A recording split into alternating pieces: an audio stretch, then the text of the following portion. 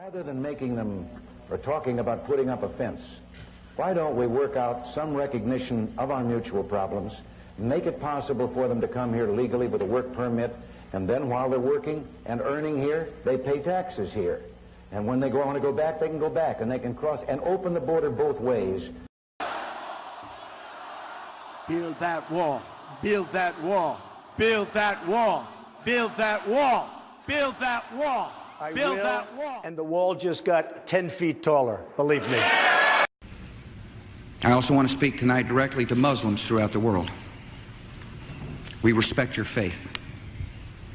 It's practiced freely by many millions of Americans, and by millions more in countries that America counts as friends. Its teachings are good and peaceful. Donald J. Trump is calling for a total and complete shutdown of Muslims entering the United States.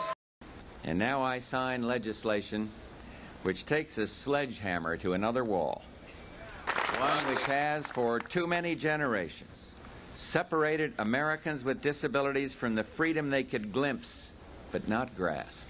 We will not accept, we will not excuse, we will not tolerate discrimination in America. Written by a nice reporter. Now the poor guy, you got to see this guy. Oh, I don't know what I said. I don't remember. He's going like, I don't remember. Oh, maybe that's what I said. We're doing two things. We're creating a whole society of really honorable, decent, family-loving people that are in violation of the law. And secondly, we're exacerbating relations with Mexico. These are good people, strong people. Part of my family is a Mexican. They're bringing drugs. They're bringing crime. They're rapists. I have long believed some of these practices amounted to torture, as a reasonable person would define it, especially, but not only, the practice of waterboarding, which is a mock execution and an exquisite form of torture.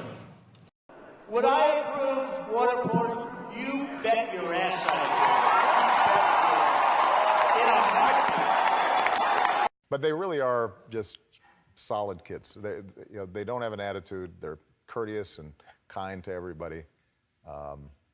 They work hard. They don't feel like they're entitled to anything. If Ivanka weren't my daughter, perhaps I'd be dating her. You know. If there is one message that echoes forth from this conference, let it be that human rights are women's rights and women's rights are human rights once and for all. I tend to like beautiful women more than unattractive women. I don't know. Maybe that makes me bad. I see. So you treat women with respect? I can't say that either. All right, good.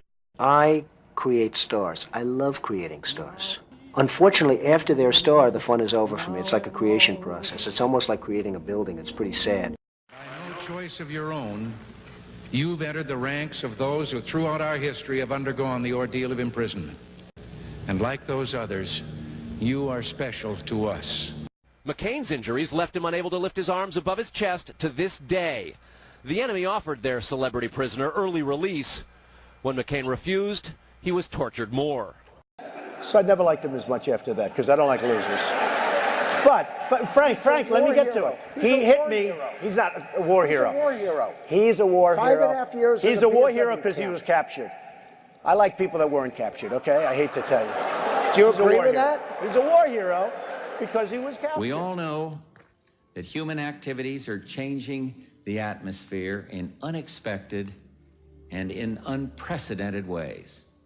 But I don't believe that what they say. I think it's a big scam for a lot of people to make a lot of money. I said, wait a minute.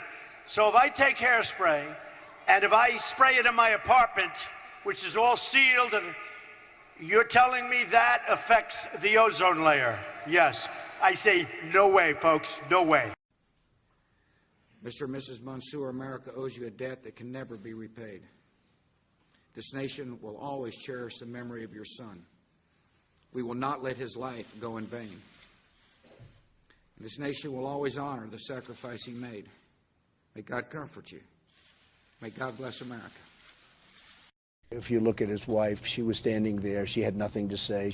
Maybe she wasn't allowed to have anything to say. You and I are told increasingly we have to choose between a left or right. Well, I'd like to suggest there is no such thing as a left or right.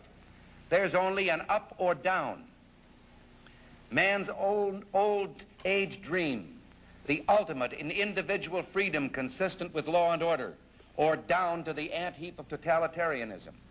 And regardless of their sincerity, their humanitarian motives, those who would trade our freedom for security have embarked on this downward course.